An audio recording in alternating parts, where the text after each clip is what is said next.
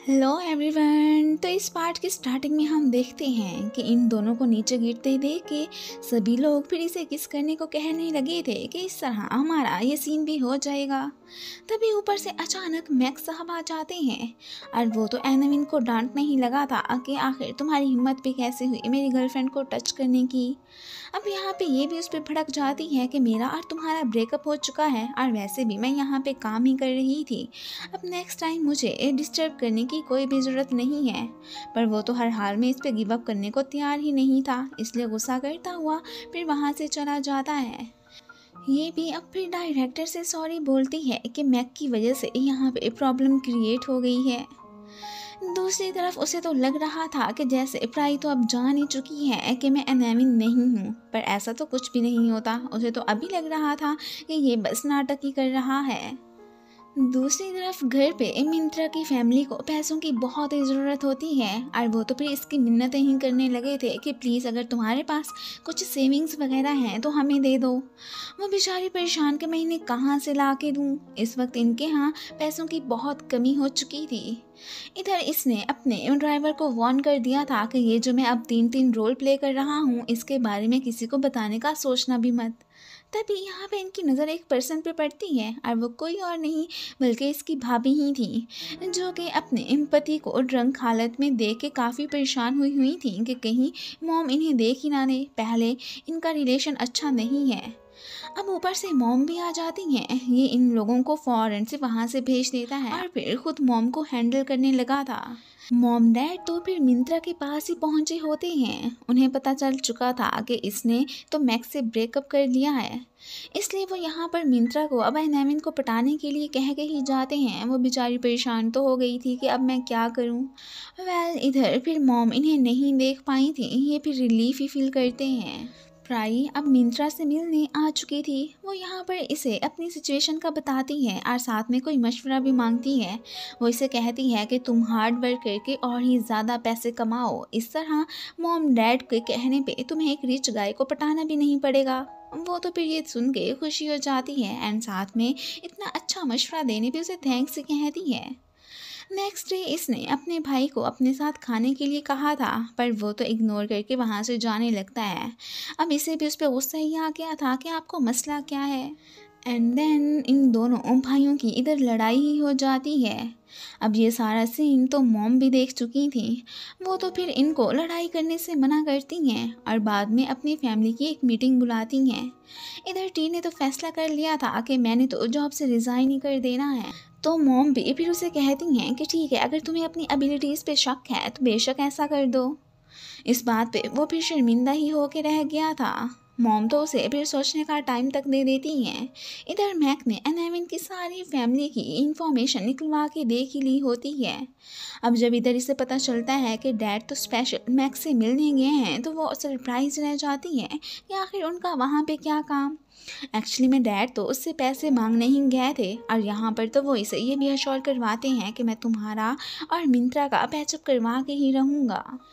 आज डैड तो काफ़ी स्ट्रेंज भी बिहेव कर रहे थे। यहाँ पे यॉट को शक तो होने लगता है कि डैड कुछ ना कुछ तो ज़रूर कर रहे हैं। वो आज के दिन इन्हें फॉलो करने का सोचता है।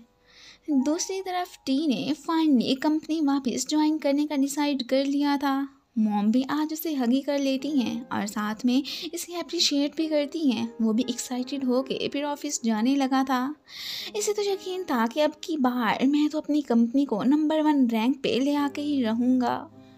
प्राई ने पैरन वाली बात मिंत्रा से भी कर ही दी थी। वो भी कंफ्यूज हो जाती है एंड देन उसे एक आइडिया आता है कि क्यों ना हम उसकी इन्फॉर्मेशन निकलवा के देख लेते हैं। अगर वहाँ पे उसका नाम एनाविन ही रजिस्टर हुआ तो हमें पता चल जाएगा कि वो वाकई ही में एनाविन है एंड जो मेरे साथ वर्क कर रहा है वो फेक है।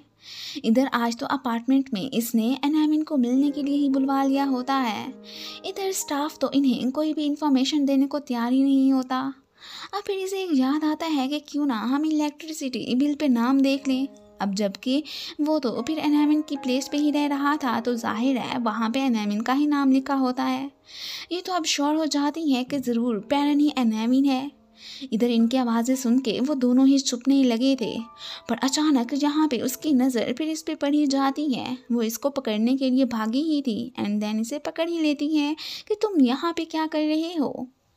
इधर प्राई इलेक्ट्रिसिटी बिल लेके इसके अपार्टमेंट ही आई होती है। यहाँ पे इसे अश्योर करवाने लगा था कि देखो मैं तो अपने फ्रेंड के अपार्टमेंट ही रहता हूँ, तो जाहिर सी बात है उसी का नाम ही यहाँ पे होना है। वो तो उसकी बातों पे यकीन बिल्कुल भी नहीं करने वाली थी। इधर ये हैरान होकर उसे पूछ ही रही होती है कि आखिर तुमने इतना सूट बूट किसका पहना हुआ है। तो वो उसे बताता है कि ये तो मेरे बॉस का ही है। अब यहाँ पर ये उससे ये भी पूछ बैठती है कि आखिर तुम्हारा बॉस पेरिन है या कोई और। वो बेचारा आगे से बस स्माइल ही कर देता है। तभी जब ड्राइवर इसे देखता है तो वो इसे बॉस ही कहने लगा था। अब तो इस पे और ही शक हो जाता है कि तुम इसे बॉस क्यों कह रहे हो। अब फिर बड़ी मुश्किल से ये इस सिचुएशन को हैंडल करते हैं। अब ड्राइवर तो उसे कहता है कि मैंने तो जस्ट इसे बड़े लोगों के सामने ऐसा करने को सिखाने के लिए ही कहा था।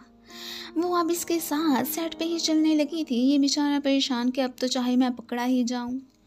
ये अब उसकी बातों पे बिलीव नहीं कर रही थी। तो पेरेंट ने भी सोच लिया था कि ठीक है अगर ऐसा चलता है तो चलने देता हूँ। वो यहाँ पे इसके सामने थोड़ा बहुत रोना धोना धोता है कि मुझे पैसों की ज़रूरत है। वो तो फ़ौरन से इसे देने को रेडी ही हो गई थी। इधर सेट पे आके दोनों चेंज करने के लिए वॉशरूम में घुस जाते हैं। इधर जब डायरेक्टर को पता चलता है कि एनामिन तो इधर आ चुका है, वो तो अब फिर उसे देखने जाने ही लगते हैं। वो इनकी वॉशरूम से आवाज़ें सुनता है। तब तो वो यही समझने लगा था कि जैसे कि ये दोनों गए हैं। वो तो अब मैनेजर को इग्नोर करके वहाँ से चला जाता है।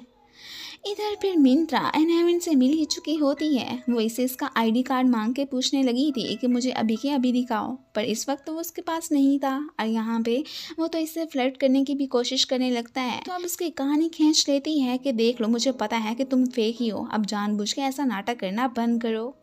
तभी इसे फिर अपनी भाभी की कॉल आती है कि मुझे पता चला है कि तुम्हारा भाई तो एक इंटरटेनमेंट स्पॉट पर गया हुआ है। वो फिर वहाँ पे जाने ही लगी होती है। तो एनामिन भी उसके साथ ही जाता है और साथ में उसने तो अपने इन ड्राइवर को भी कॉल करके वहाँ पे बुला लिया था।